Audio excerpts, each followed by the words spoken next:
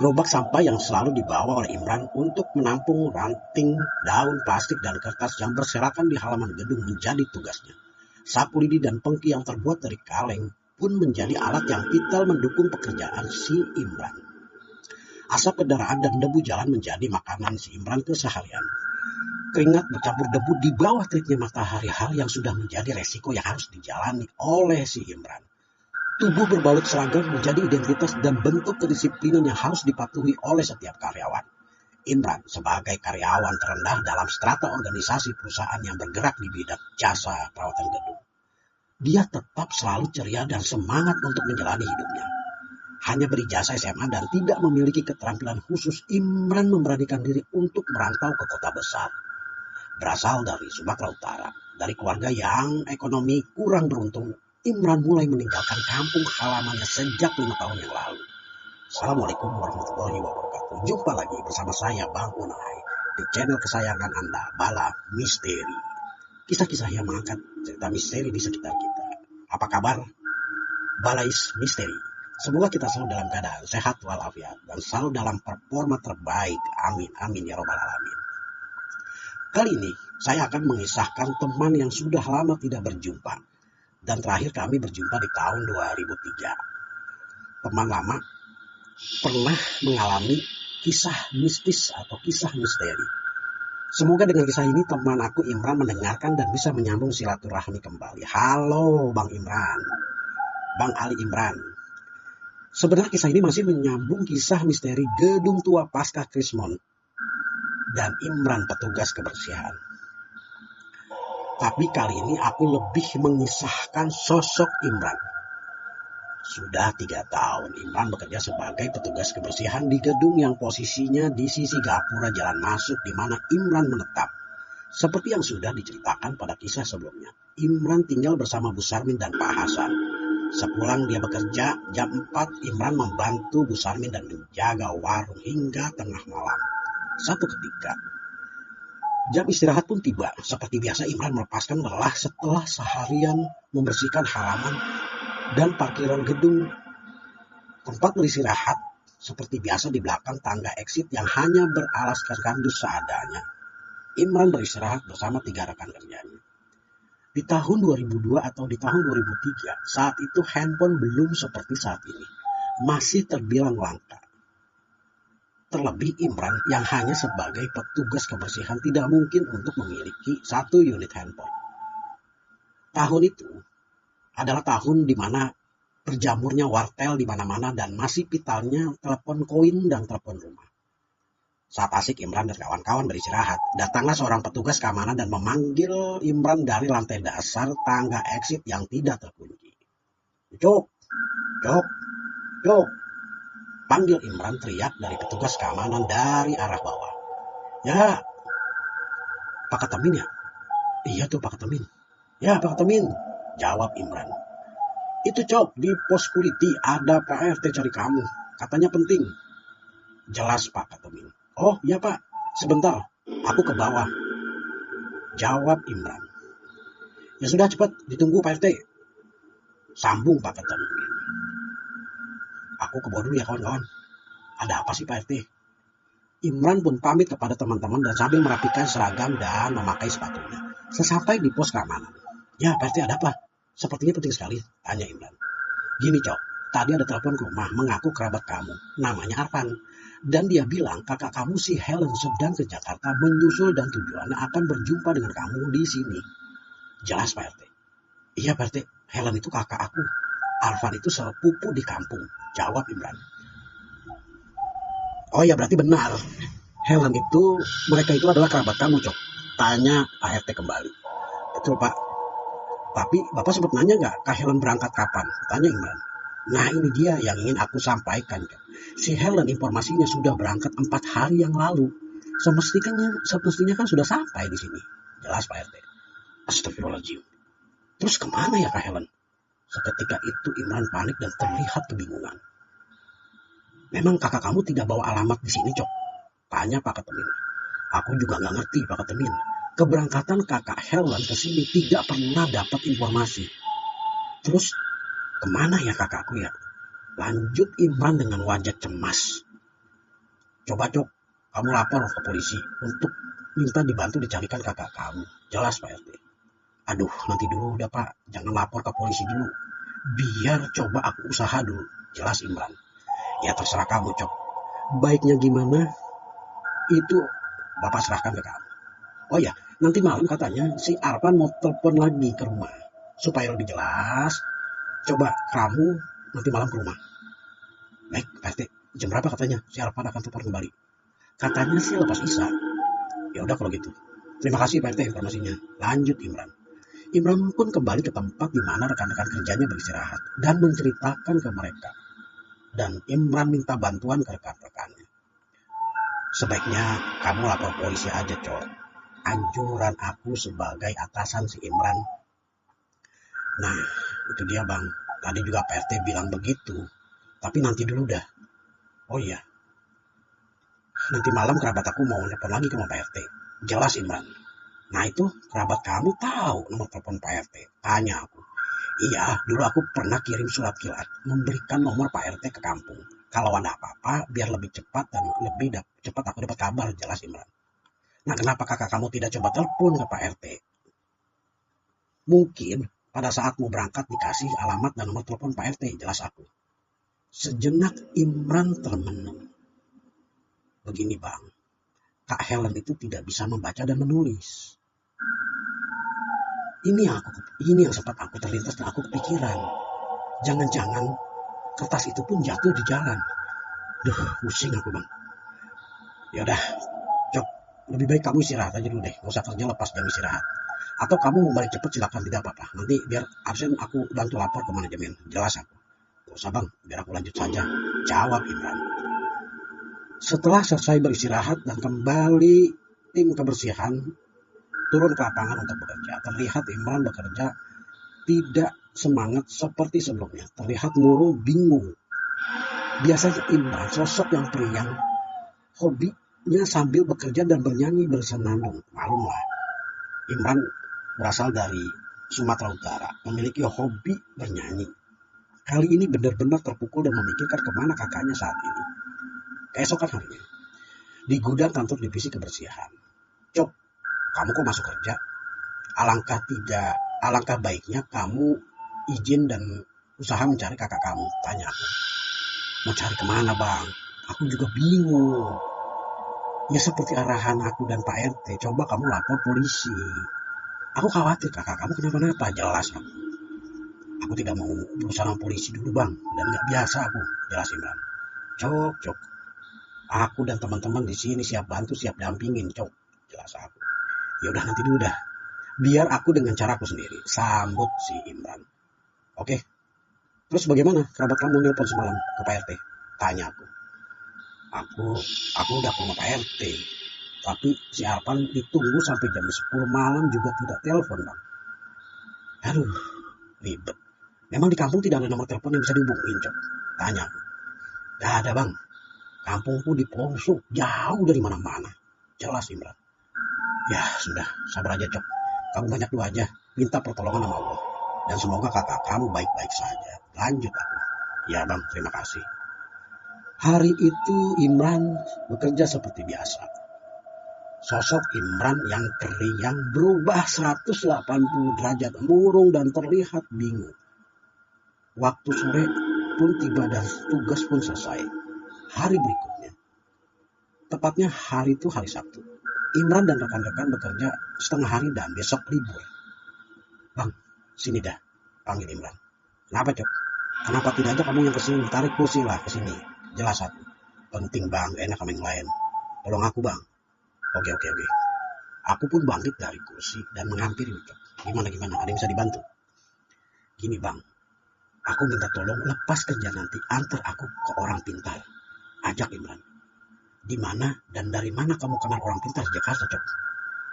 Udah, nanti deh. Antar aku aja, nggak bisa aku sampaikan sekarang. Dan aku dapat informasi dari kawan aku di Bintaro. Jelas Imran. Ya udah, nanti aku antar. Singkat cerita, aku dan Imran pun bergegas menuju alamat orang pintar, alamat yang diberikan dari kawannya si Imran, dengan menggunakan roda 2 Honda Fit yang aku miliki. Dan aku pun terkejut. Loh. Ini kan ke arah komplek makam, Cok. Tanya aku dengan bingung. Iya bang, kata teman aku rumahnya dekat pemakaman. Komplek pemakaman, jelas Imran. Sampailah aku dan Imran di rumah yang berjejer seperti rumah kontrakan. Ternyata di area makam itu terdapat rumah kontrakan yang sama sekali aku sering lewat dan tidak pernah tahu kalau di situ ada pemukiman penduduk. Walaupun hanya beberapa rumah. Permisi, Bunda. Permisi, Bunda. Permisi, Bunda Ratu. Ketok Imran di rumah itu. Aku pun bingung, Bunda Ratu, bisik dalam hati. Tidak berapa lama kontrakan yang diperkirakan 3 petak ke belakang dengan teras di depan, mungkin berukuran 1,5 meter kali 4. Muncul sosok wanita. Silakan masuk. Aku tadi dari lantai bawah jauh, tidak terdengar ada orang di depan. Sosok wanita itu mempersilahkan kami untuk duduk di ruang depan yang hanya beralas karpet permadani. Aku berpikir keras, di lantai bawah dan jauh. Bukannya ini kontrakan hanya 3-4 petak ke belakang, bisik aku dalam hati. Tidak usah bingung mas, rumah ini kelihatan kecil tapi besar, 3 lantai. Tegas Bunda Ratu. Iya bu. Waduh, kaget. Kok Bunda bisa tahu bisikan dalam hatiku ya? Sosok wanita yang aku perkirakan berusia 40 tahunan. Wajah cantik, terlihat sekali aura mistisnya. Dan ketika aku pandang mirip sekali seperti aktor film horor Susana. Mirip sekali dengan Susana. Ditambah rambut panjang yang tebal yang dikepang dan dibiarkan menjuntai dengan hiasan selipan bunga sedap malam. Begitu kuat energi yang aku rasakan dan karismatik yang terpancar dari sosok Bunda Ratu. Atau ini pertama kalinya aku ke orang pintar atau dukun. Sebab seumur umur aku tidak pernah ke tempat seperti itu. Sampai sekali-kali aku hanya merunduk atau mengalihkan pemandangan ke dinding ruang depan rumah itu. Dinding yang dihiasi figura foto-foto wisuda. Aku berusaha untuk akrab. Mencairkan apa yang aku rasakan. Bunda, foto-foto itu apakah itu foto anak-anak muda saat wisuda? Tanya aku. Bukan, itu foto Bunda. Dulu Bunda kuliah ambil jurusan psikologi. Dan perjalanan hidup, aku mengalami perjalanan spiritual ya sampai seperti ini. Jelas singkat Bunda Ratu. Oh, aku pikir itu foto anak-anaknya Bunda. Jelas aku berusaha untuk mencairkan dan menghilangkan rasa gugup. Anak-anakku saat ini bersekolah di luar negeri. Tidak ada yang di Indonesia. Jelas Bunda. Hebat Bunda, jawab aku. Tadinya aku mau melanjutkan pertanyaan yang lebih personal tentang kemana suami Bunda.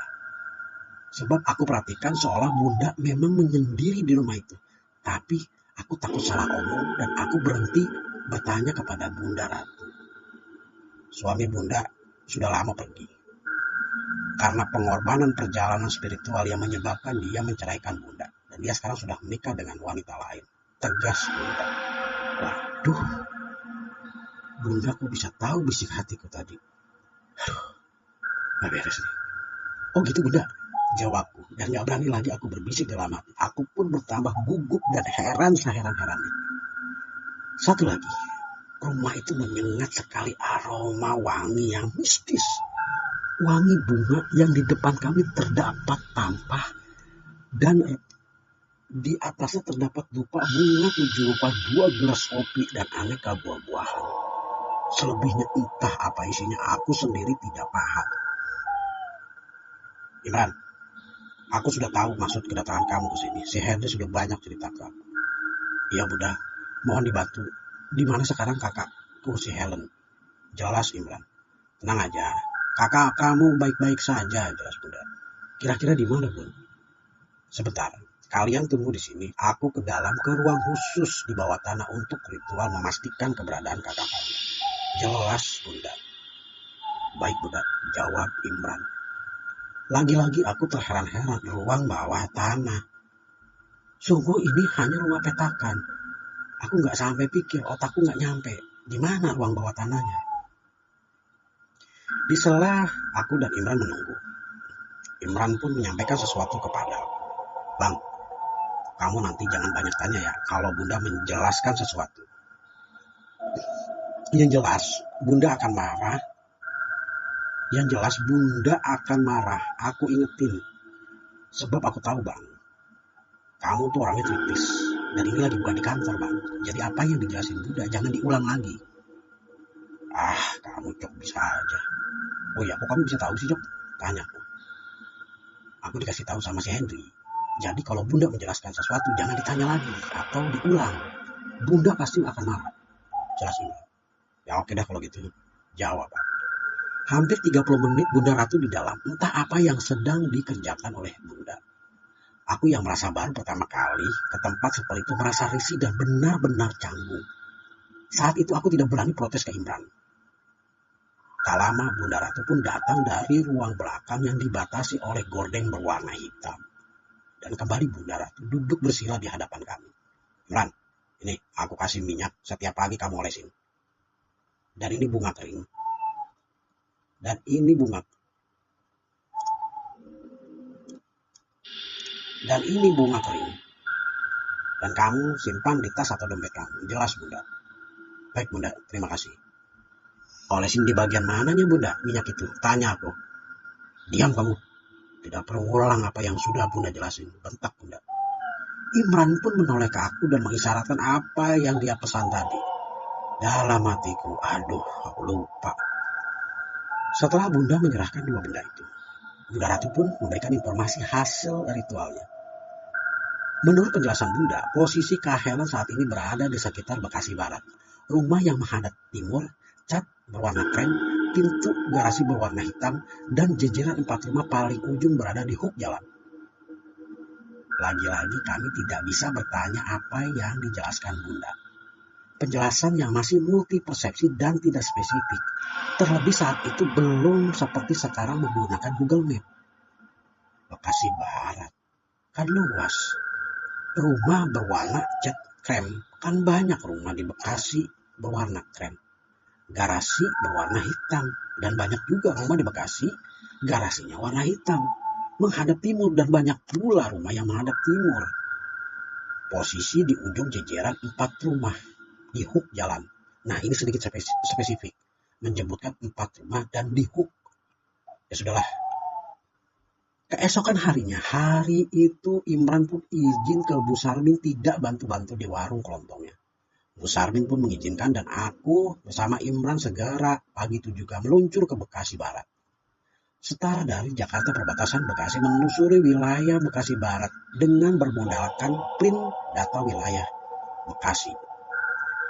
Kami ikuti kisi-kisi yang disampaikan oleh Bunda Ratu. Satu persatu rumah yang kami anggap hampir sesuai dengan apa petunjuk dari Bunda Ratu. Nekat bertamu ke rumah yang sama sekali kami tidak kenal. Ting nong, ting nong, ting nong. Assalamualaikum. Waalaikumsalam. Siapa ya? Dan mau cari siapa? Ketika ditanya seperti itu, kami pun bingung. Maksud dan tujuan dan bertemu dengan siapa? Mungkin kalau kami dicurigai orang asing yang bermaksud jahat, seperti ramainya di media sekarang, hampir seperti itu. Tetapi apalah daya. Kami harus berbuat seperti itu. Tidak spesifiknya penjelasan yang disampaikan oleh Bunda menjadi kendala kami di lapangan pada saat mencari rumah yang dimaksud. Semampu kami menjelaskan kepada tuan rumah maksud dan tujuannya. Bahkan tidak satu dua rumah minta kartu identitas kami. Karena memang aku dan Imran tidak ada niat jahat dan hanya ingin mencari rumah yang sesuai dengan kisi-kisi yang diberikan oleh Bunda Ratu. Begini Pak, kami dari Jakarta. Maksud kedatangan kami ingin mencari saudara kami dari seberang yang sudah hampir seminggu ini belum juga sampai di rumah. Menurut informasi, Saudara kami ini berada di sekitar Bekasi Barat, Pak. Jelas aku. Bekasi Barat itu luas, Mas. Memang tidak ada alamat rumahnya. Tanya tuan rumah. Tidak ada, Pak. Kami hanya diberi petunjuk rumah yang berjejer 4 paling ujung di hook warna krem, gerbang hitam dan menghadap timur. Jelas aku kembali. Nggak ada informasi lebih spesifik, Mas. Nomor rumah atau nomor telepon itu, telepon rumah. Tanya kembali tuan rumah. Tidak ada, Pak. Hanya seperti itu kami terima informasinya. Jelas kembali. Sulit, Mas. Coba deh tanya di kompleks sebelah. Ya sudah, Pak. Baik, terima kasih sudah menerima kami. Lanjut dan kami pun berpamitan. Begitu terus, aku dan Imran berkeliling dari komplek ke komplek, dari kampung ke kampung tanpa ada kejelasan dan titik terang.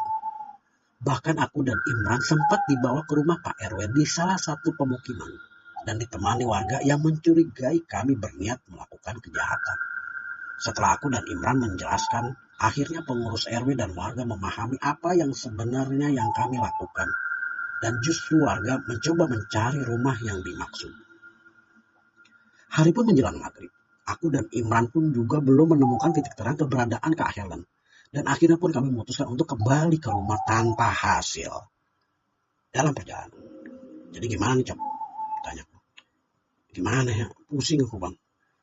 Atau coba kita tanya kembali ke Bunda Ratu besok. Jawab Imran. Kamu sajalah, Cok. Aku tidak biasa ke tempat-tempat itu. Kalau sudah berhasil dan petunjuk kembali dari Bunda Ratu, siapa aku temui lagi? Jawab aku. Ya sudahlah, biar aku kesana sendiri saja, Bang. Naik metro mini besok. Jelas Imran. Keesokan harinya. Hari sudah masuk hari ke-7. Kabar Kak Helen belum juga ada perkembangan. Kami sudah menasihati Imran untuk melaporkan ke polisi. Tetap Imran pada pendiriannya untuk akan berupaya sendiri. Imran pun di hari Senin tidak masuk kerja dan alasannya mencari Kak Helen. Yang sebenarnya aku tahu Imran sedang ke Bunda Ratu untuk mencari informasi keberadaan Kak Helen. Sore hari setelah aku balik dari tugas, aku melewati kediaman Imran di mana Imran tinggal. Kebetulan Imran sudah kembali dari rumah Bunda Ratu. Jadi gimana, Cok? Ada perkembangan? Tanyaku. Informasi dari Bunda Ratu, kemarin katanya kita sempat ngelewatin rumah itu, Bang. Jelas Imran. Begitu percaya Imran ke sosok Bunda Ratu. Pikir aku, kalau memang Bunda Ratu niat membantu Imran, sekalian saja kasih tahu pemilik rumah itu. Paling tidak kisi-kisi nomor rumah. Atau sekalian antar saja Imran pakai taksi. Ya, tapinya namanya orang pintar, ya begitulah. Alasannya banyak, tamu atau apalah. Singkat cerita, sudah 10 hari Kak Helen belum juga ditemukan. Dan malam itu selepas maghrib aku dan kakakku, sebut saja Bang Fahru. Dia baru saja menyelesaikan pendidikan S1-nya di salah satu perguruan tinggi negeri ternama di salah satu kota di Indonesia. Sambil menunggu hasil ujian, mengisi waktu luang, Bang Fahru melamar ke salah satu bank swasta di sekitar Kuningan, Jakarta Selatan. Dan Bang Fahru sudah beberapa hari bekerja di bank tersebut. Selepas maghrib, seperti biasa aku dan keluarga makan bareng. Dengar-dengar teman kamu si Ucok, kakaknya hilang ya? Tanya Bang Fahru. Iya Bang, kasihan. Udah ke orang pintar belum juga ada perkembangan. Udah 10 hari ini. Jelas Kak. Kasihan juga ya. Aku sih bisa coba bantu tolong. Tapi nggak tahu deh, bisa nggak ya? Jelas Pak. Tolongin ya Bang. Kasihan si Imran sehari-hari kelihatan tidak semangat dan kepikiran sama kakaknya. Jelas aku. Gini. Aku baru masuk kerja 3 hari ini. Nah tadi ada teman kantor, ternyata dia ngekos di seberang sana dekat Tajinawi. Aku kaget, satu bus posisi kita duduk di belakang. Dia bisa nebak nama-nama keluarga kita. Anak pertama, anak kedua, sampai nama ibu bapak kita dia tahu. Padahal aku baru ketemu dan ngobrol di bis itu baru tadi. Makanya aku terpikir ke situ. Jelas Bang. Jadi gimana Bang? Tanya. Gini aja. Nanti lepas Isya, kita ke kos teman aku. Tadi sih dia sempat ngasih tahu gang jalan masuk. Di mana dia ngekos? Jelas Bang. Sehabis makan pun aku bergegas ke rumah Imran dan jelaskan apa yang Bang Fahru sampaikan. Imran pun senang dan semangat mendengarkannya. Dan singkat cerita, kami pun bertiga lepas Isa bergegas ke kos teman kerja Bang Fahru. Sampai di lokasi. Assalamualaikum, Mas Fadli. Assalamualaikum, Mas Fadli. Panggil Bang Fahru. Waalaikumsalam. Yang siapa ya? Sosok wanita keluar. Kemungkinan itu adalah ibu kos. Cari Mas Fadli, Bu. Jawab Bang Fahru. Oh, ada di kamarnya di atas. Silakan buka gerbangnya lewat tangga depan. Di atas sudah tempatnya Mas Fadli. Jelas Bu kos. Kami pun ke atas. Aku agak heran, biasanya namanya kos itu satu kamar 2x3. Kasur, lemari, dan kamar mandi di dalam. Dan ada beberapa kamar petakan lainnya. Tapi ini benar-benar luas dan tidak ada sekat kamar lain. Hanya teras depan rumah atas, ruang luas dan satu kamar dan pintu terbuka. Assalamualaikum, Mas Fadli. Assalamualaikum, Mas Fadli. Panggil kembali Bang Fahru ke temannya. Ya, waalaikumsalam. Masuk aja Mas Fahru, pintunya terbuka kok. Jawab dari arah kamar. Ada lagi nih, seorang Mas Fadli sudah tahu bakalan malam itu dia akan kedatangan kami. Dan seolah memang sengaja pintu itu dibuka lebar untuk kami bisa langsung masuk. Kami pun masuk, melintasi kamar Mas Fadli. Ternyata dia sedang di depan komputernya. Duduk saja dulu, tanggung sedikit lagi, jelas Mas Fadli. Tidak lama, Mas Fadli pun keluar dari kamar dan menuju ruang yang cukup luas yang beralaskan karpet permadani. Kami pun bersalaman dan berkenalan. Tidak lama, Mas Fadli menarik Bang Fahru, entah apa yang mereka bicarakan. Sekitar 10 menit mereka berbincang-bincang dan kembali ke tempat aku dan Imran duduk bersila. Baru duduk Mas Fadli, oh iya, sebentar, hampir lupa ambil minum. Ya beginilah namanya bujangan, apa-apa sendiri. Canda Mas Fadli. Setelah Mas Fadli memberikan kami minum, mulailah obrolan kami dimulai dari perkenalan dan bincang ringan untuk lebih akrab dan terkesan santai. Sosok Mas Fadli yang masih muda, yang kira-kira usianya tidak jauh dengan usia Bang Fahru yang baru lulus kuliah.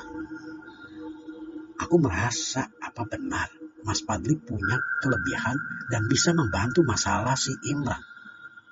Terlebih aku lihat wajah Imran, bahasa tubuh, dan yang aku rasakan Imran yang dari awal dari rumah semangat untuk ke tempat Mas Fadli, tiba-tiba seolah-olah tidak yakin melihat sosok Mas Fadli yang masih muda. Tidak seperti wajah si Imran yang begitu yakin berhadapan dan duduk bersila di depan Bunda Ratu. Di pokok permasalahan, kami menemui Mas Fadli dan dia hanya bilang, kami mulai membicarakan maksud dan tujuan itu. Dengan gaya santainya, Mas Fadli menyampaikan sesuatu kepada Imran. Bang Imran, tidak perlu khawatir. Kakaknya saat ini baik-baik saja. Dia sekarang berada di salah satu rumah kerabat Bang Imran yang dari Medan yang sudah lama tidak pernah pulang kampung. Karena faktor usahanya di Jakarta dan di Bekasi lumayan pesat dan sibuk sekali. Ya, kira-kira sekitar 1-2 hari inilah ada kabar ke Bang Imran. Jelas Mas Fadli. Alhamdulillah kalau gitu Mas. Kalau memang Kak Helen baik-baik saja, dan apakah ada amalan yang harus aku baca atau ada barang yang harus aku gunakan untuk dapat menemukan kakakku Helen? Tanya Imran. Bang Imran. Aku bukan dukun Bang, gelagak tawa Mas Fadli. Oh gitu. Ya mudah-mudahan aja segera aku bisa menemukan dan berjumpa ke Helen. Kembali Imran berharap tapi ragu. Bang Imran yakin saja sama Allah Subhanahu wa Ta'ala. Allah akan mempertemukan Bang Imran dengan kakaknya. Tunggu aja 1-2 hari ini. Besok atau lusa. Jelas kembali Mas Fadli. Kami pun melanjutkan obrolan ringan dan gelagak tawa sambil menghibur dan membesarkan hati si Imran. Hampir 2 jam kami di kos Mas Fadli. Aku dan Imran Bang Fahru akhirnya pun pamit untuk kembali ke rumah. Karena jarak kos Mas Fadli dan rumah kami masih bisa ditempuh dengan jalan kaki, kami pun sambil berjalan santai membicarakan hal tadi. Tadi kalian tahu nggak kenapa aku ditarik ke kamar sama Mas Badri? Tanya Bang Fahrul. Kenapa Bang? Si Mas Badri bilang gini, Fahrul, ini yang pertama dan terakhir kamu bawa ke sini ya, untuk urusan-urusan yang beginian. Kali ini aja aku bantu, karena aku juga kasihan sama si Imran. Lagi bawa orang, urusan begini emang aku dukun, jelas Bang Mas Fadli pada saat itu. Hahaha, kami pun tertawa geli mendengarkan keterangan dari Bang Fahal. Keesokan harinya, ketika Imran sedang bekerja menyelesaikan tugasnya dan aku mengawasi dari pos, Imran dan dua rekan petugas kebersihan sedang melakukan tugasnya. Seketika Pak RT datang dan tergesa-gesa. Selamat pagi Bapak-Bapak. Pak RT pun bersalaman dengan petugas security dan aku yang kebetulan berada di pos security pada saat itu. Oh iya Mat, Ucok mana? Itu Pak RT lagi nyapu di parkiran. Jelas aku. Tolong dong panggilin. Ada kabar baik tuh tentang kakaknya. Jelas Pak RT. Terbesit, aku pun terpikir. Apa benar semalam yang disampaikan Mas Fadli ya? Entahlah. Aku pun menghampiri Ucok. Imran. Cok, ikut aku dipanggil Pak RT. Sugir, tolong ganti Ucok. Lanjutkan kerjanya untuk menyapu parkiran. Selang air biarin aja taruh situ. Titah aku ke personil kebersihan si Sugir. Ada apa bang? Tanya Ucok penasaran. Katanya ada informasi baik Cok tentang Kak Helen. Jawab aku. Yang benar bang. Tanya Imran kembali. Iya makanya cepat. Sapu biarin aja kasih Sugir. Jelas aku. Kami pun bergegas kembali ke pos menghampiri Pak RT. Sesampai di pos security. Cok sini. Tadi ada telepon. Namanya Pak Jenal. Dia bilang Pak Jenal adalah kerabat kamu dari Medan yang sudah lama tidak mudik. Dan sekarang kakak kamu ada di rumahnya. Dan ini tadi Pak Jenal kasih alamatnya di Bekasi. Ini aku catat. Coba kamu ke sana. Jelas Pak RT. Aku dan Imran pun terdiam sejenak. Kok mirip sekali dengan penjelasan Mas Fadli semalam ya? Jawab Imran. Siapa Mas Fadli? Tanya Pak RT. Enggak Pak. Itu temennya abangnya Bang Ahmad semalam. Aku pun penasaran alamat yang dipegang oleh Imran. Dan aku melihatnya. Sakti juga ya Mas Fadli. Mirip sekali penjelasan yang semalam dia sampaikan ke kita, Cok. Tegas aku. Iya kok. Bisa tepat sekali ya apa yang disampaikan semalam Mas Fadli. Sambung Imran. Yaudah Pak RT, terima kasih ya. Lega rasanya. Besok hari Sabtu aku mau izin ke sana sama Bang Ahmad. Jelas Imran. Ya udah gampang itu Cok. Besok biar si supir dan Amin yang masuk. Aku dan kamu kita ke Bekasi. Jawab aku. Dan keesokan harinya, aku dan Imran sekitar pukul 8 pagi segera menuju Bekasi ke alamat rumah tersebut. Kurang lebih perjalanan 1 jam dari tempat kami tinggal. Sampai di sebuah rumah besar, bercat krem, gerbang hitam, menghadap timur dan posisinya di ujung deretan rumah atau hook jalan. Sebelum kami menekan bel dinding rumah itu, Pak Ahmad, kok ciri rumahnya mirip sekali apa yang Bunda Ratu sampaikan waktu itu ya? Jelas Imran. Iya ya. 2 orang sakti membantu pencarian kakak kamu, Cok. Tapi dengan cara dan gaya yang berbeda. Mudah-mudahan kali ini tidak meleset, Cok. Jawab aku. Ya bismillah, Bang.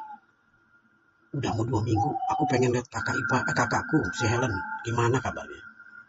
Akhirnya Ucok pun menekan bel rumah itu. Tidak salah 2 kali Imran memencet bel. Keluarlah sosok laki-laki setengah baya yang aku prediksi sekitar 40-50 tahunan dengan wajah khas sekali orang Medan. Assalamualaikum Pak. Apa benar ini rumah Pak Jenal? Tanya Imran. Waalaikumsalam. Iya Mas benar. Dengan siapa ya? Tanya balik sosok laki-laki yang keluar dari rumah. Permisi Pak. Dan laki-laki itu pun membuka gerbang. Kami pun bersalaman dan memperkenalkan diri. Permisi Pak, aku Imran. Saat ini tinggal di Jakarta. Aku berasal dari Sumatera Utara, kampung XXXX. Aku dari keluarga Fulan bin Fulan. Dan aku kesini berniat untuk bertemu dengan kakakku Helen, jelas Imran. Seketika, sang bapak memeluk Imran dengan erat dan mengatakan, Ya Allah Imran, keponakanku, sudah besar kamu. Aku tulang kamu, yang sudah bertahun-tahun tidak pernah mudik ke kampung halaman. Sini, nak, masuk. Masuk. Kak Helen ada di dalam. Helen, Mama, keluar, Ma. Teriak Pak Jenal memanggil Kak Helen dan istrinya.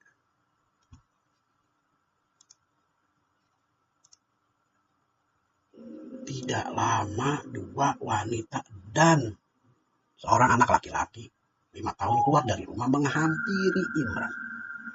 Tangis pun pecah saat itu juga. Begitu haru perjumpaan adik dan kakak di kota besar. Dan perjumpaan antara paman dan keponakan yang sudah bertahun-tahun dipisah oleh jarak dan waktu. Aku dan Imran tidak langsung kembali ke rumah. 2 hari kami menginap, karena pada saat itu Sabtu dan Minggu. Kami menginap di rumah pamannya Imran yang lumayan besar dan luas. Pak Imran meninggalkan kampung halamannya saat Imran berusia 3 tahun. Pak Jenal merantau ke Bekasi hanya bermodal kolor dan tekad yang kuat. Awalnya Pak Zainal bekerja menjadi tukang panggul di pasar Bekasi. Dengan hidup prihatin dikit demi sedikit, dia mulai membuka usaha warung kecil-kecilan. Dengan keuletan dan tekad yang luar biasa, singkat cerita Pak Jenal sekarang sudah memiliki toko agen di beberapa titik kota Bekasi dan Jakarta. Dan kini Pak Jenal sudah memiliki banyak aset di Bekasi dan Jakarta. Memiliki 3 orang anak, 2 laki-laki dan 1 perempuan. Sementara bagaimana Kak Helen bisa sampai ke rumah Pak Jenal pamannya? Menurut cerita Kak Helen, saat akan mau berangkat ke Jakarta, bibinya dari kakak Helen dan Imran sempat memberi selembar kertas, ternyata itu rumah Pak Jainal. Pesan sang bibi yang saat itu berusia 60-an. Kalau sampai di Jakarta, sempatkan mampir ke rumah paman kamu di alamat ini. Sebab sudah lama tidak balik ke kampung halaman. Kak Helen ternyata tidak bisa membaca. Saat di perjalanan, alamat itu ditunjukkan ke kernet bus dan diturunkan di Bekasi Barat. Selama 2 hari, Kak Helen terlunta-lunta di terminal Bekasi. Dan akhirnya Kak Helen ke kantor polisi. 3 hari Kak Helen menginap di kantor polisi dan baru diantar ke rumah Pak Jenal. Pak Jenal pun kedatangan polisi yang berseragam kaget. Punya kesalahan apa? Rumahnya kedatangan polisi. Ternyata 3 orang anggota polisi itu mengantarkan Kak Helen. Tangis pun pecah perjumpaan keponakan dan sang paman. Setelah 2 hari di rumah Pak Jenal, keluarga Pak Jenal berusaha cari nomor telepon lewat Yellow Page dengan kata kunci Pak Darmadi, Kebayoran Lama. Akhirnya Pak Jenal berhasil menelpon Pak RT. Akhirnya kami pun ke rumah Pak Jenal dan berjumpa Imran dan Kak Helen. Dan perjumpaan Imran, Helen, dan pamannya yang sudah lama tidak berjumpa. Akhirnya berkumpul mereka dengan raut wajah si Imran kembali cerah dan sumringah. Kembali Imran yang periang. Sampai saat cerita ini diangkat, Bunda Ratu sudah lama meninggal karena sakit. Teman kantor Bang Paharu, yaitu Mas Padli, entah kemana sekarang tinggalnya. 2 sosok yang sempat berperan dalam pencarian Kak Helen, kakak dari Imran. Demikian kisah misteri ini. Perjumpaan saudara sekandung. Semoga kisah ini menghibur teman-teman, dan kita bisa ambil hikmah dan pelajarannya. Terima kasih. Assalamualaikum warahmatullahi wabarakatuh.